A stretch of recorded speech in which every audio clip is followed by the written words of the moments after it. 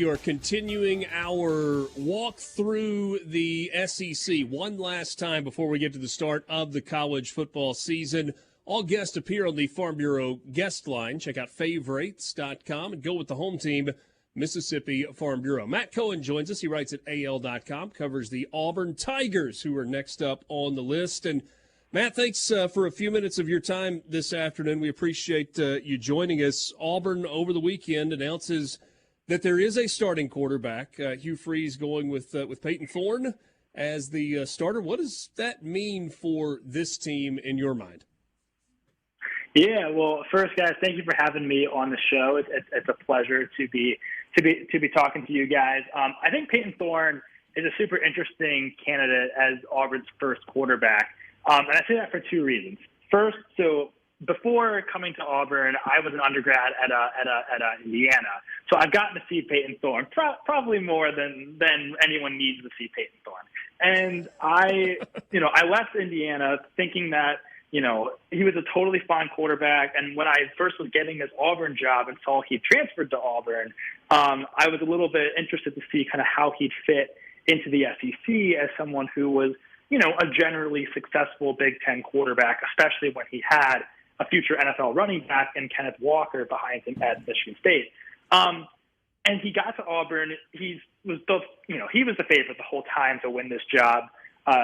Robbie Ashford obviously was the incumbent starter at Auburn, but his accuracy wasn't reliable enough, and he just wasn't the same leader that Peyton Thorne proved to be, even in a much shorter time at Auburn. So my takeaway from the decision to end up going with Peyton Thorne is that Auburn thinks he's the safest choice. I don't think anyone at Auburn would tell you Peyton Thorne is the most talented quarterback in that room. Many people will say that Holden Geriner, who's a sophomore, will probably be the third-string quarterback, is the best thrower, and Robbie Ashford's the best athlete. But neither have the same experience or decision-making or leadership that Peyton Thorne proved to have. And I think that's ultimately why Hugh Freeze, on a team that has so much new, decided to go with someone that, even if his experience isn't in the SEC, someone that he can at least count on to be safe and get the job done. The question, though, is can Peyton Thorne get back to what he was in 2021 when he was a very good Big Ten quarterback, led Michigan State to a New Year's Six Bowl win?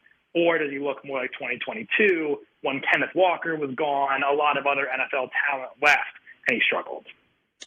Auburn opens the season with UMass a week from Saturday. They go to Cal in week 2, then it's Samford. So, we'll see how the Cal game goes. That certainly is a long road trip. But the first time that we really, really get to measure what Auburn is and who they are under Hugh Freeze will be in week 4 when they go on the road to College Station to face Texas A&M. There is a veteran running back that is returning who had a interesting offseason in Jarquez Hunter. That's one way to put it. Hugh Freeze has been very reticent to say anything about Jarquez Hunter other than that's an internal matter that we're handling internally. Do you expect to see Jarquez Hunter on this team? Do you expect to see him in week 1? Do you expect to see him in that week 4 game against Texas A&M? What are we thinking there?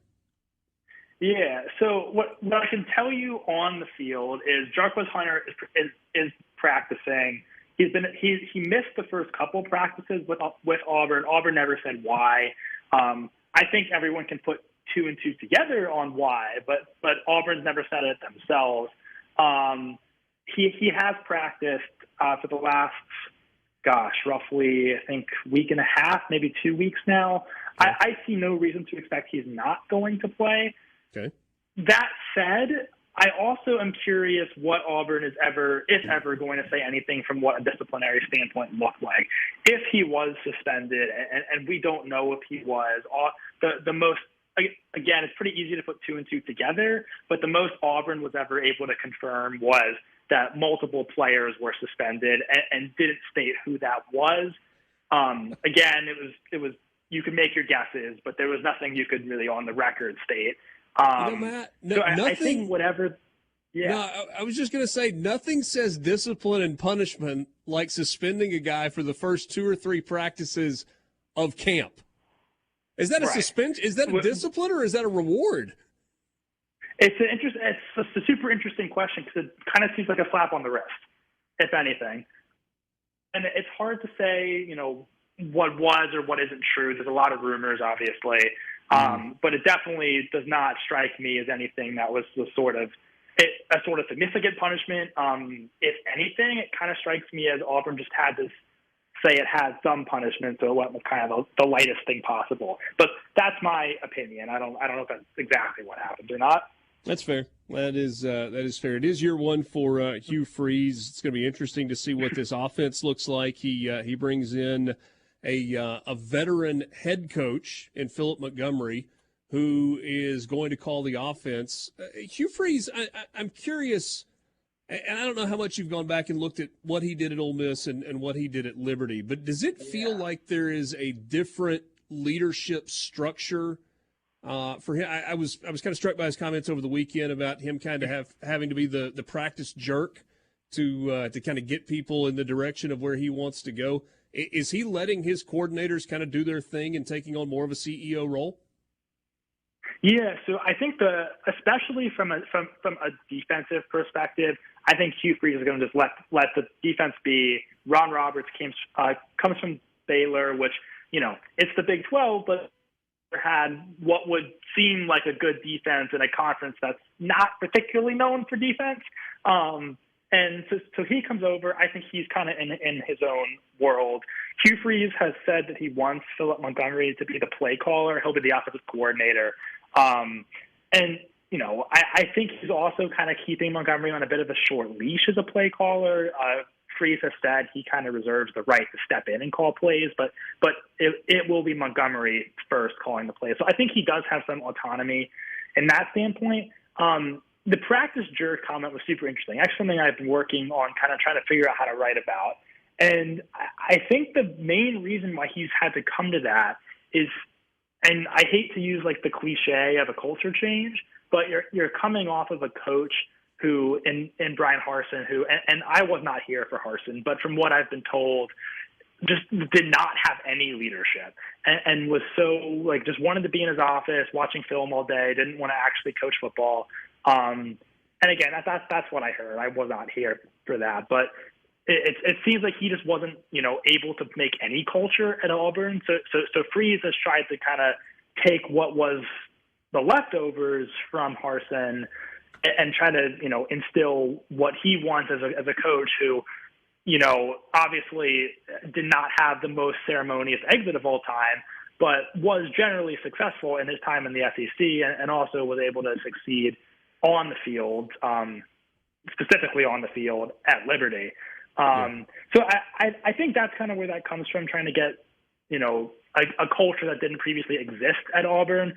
Is being a jerk the best way to get that? I think he's trying to find that out too. And we'll see the dividends of that pretty quickly, especially when you mentioned with that Cal game, how everyone handles that kind of a road trip so early on. Hey, Matt, last thing. We've got 1 minute left. In your mind, what is the most important or the best position group for this Auburn team going into the year? So I think that's two different answers. So the best position group I would say is a secondary, and I say that's because it's the most veteran group. There's probably NFL talent back there and guys like Nehemiah Pritchett, DJ James. The most important group though is the offensive line. And that's because they have so many new faces on that group. They're potentially going to have four new starters on the offensive line this year. And if that happens, it's because the offensive line was terrible last season. And if the offensive line can be, as decent or even as good as some of the coaches and players seem to indicate, then Auburn has a real shot to be productive on offense. If it's not an improved offensive line, then this is going to be another long year, even with Hugh Freeze and not Brian Harsin as the coach. Matt, really appreciate your time. Great insight, and look forward to catching up with you down the line. Of course. Thank you.